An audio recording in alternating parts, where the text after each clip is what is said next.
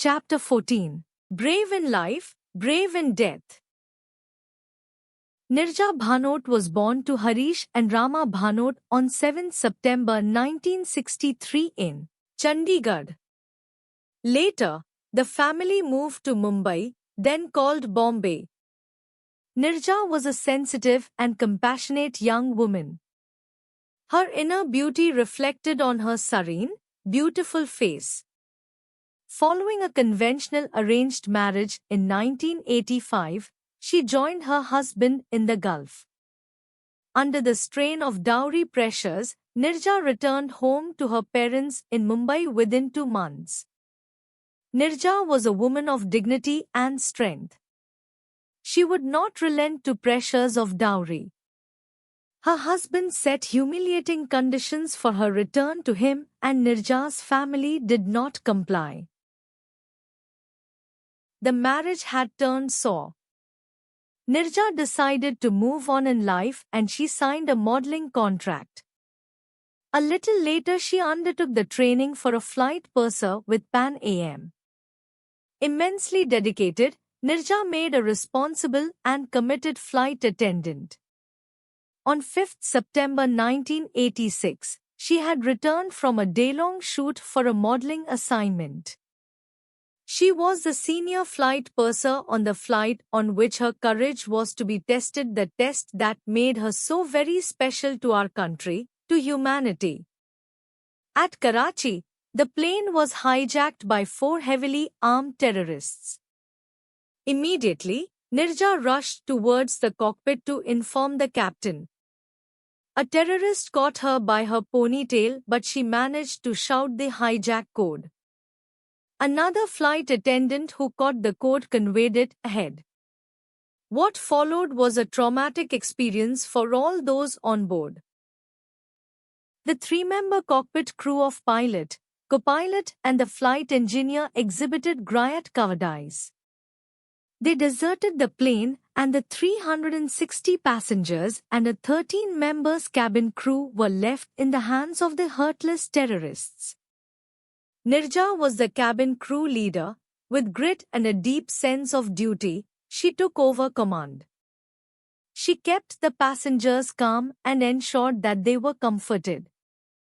She continued to serve and attend to the passengers' needs. She realized that the terrorists about their identity. She discreetly collected all the American passports and hid them. The trauma of the hijack continued for about 17 hours. Since the power had begun to fail, the lights became dim.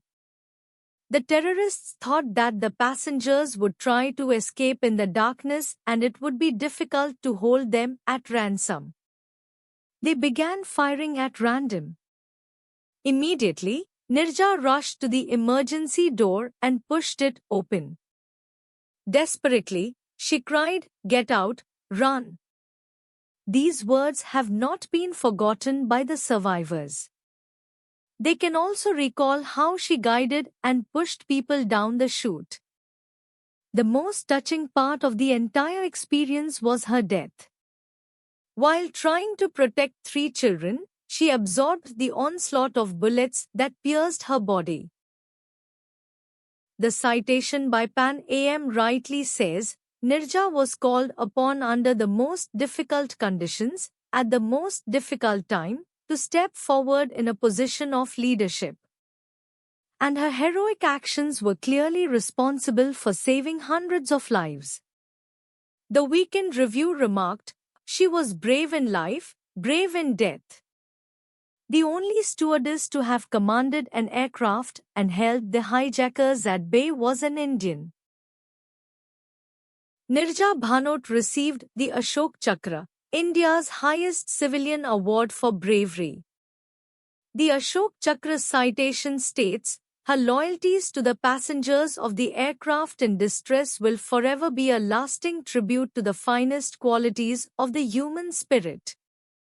She was awarded the Tangha-Insaniyat, Pakistan, Flight Safety Foundation Award and also the Medal of Heroism of the National Society of the Sons of the American Revolution, USA. Nirja's parents were shattered yet proud of their daughter's heroism. They set up a trust with an initial amount of 36.5 lakh. The trust honors and awards those who reflect the heroic qualities of Nirja's character. The trust gives two annual awards of 1.5 lakh each. One award goes to an airline crew member who acts beyond the call of duty under trying circumstances, anywhere in the world. The other award goes to an Indian woman who has fought against social injustices, like dowry and desertion. These awards keep alive the memory of one of the bravest women of our country.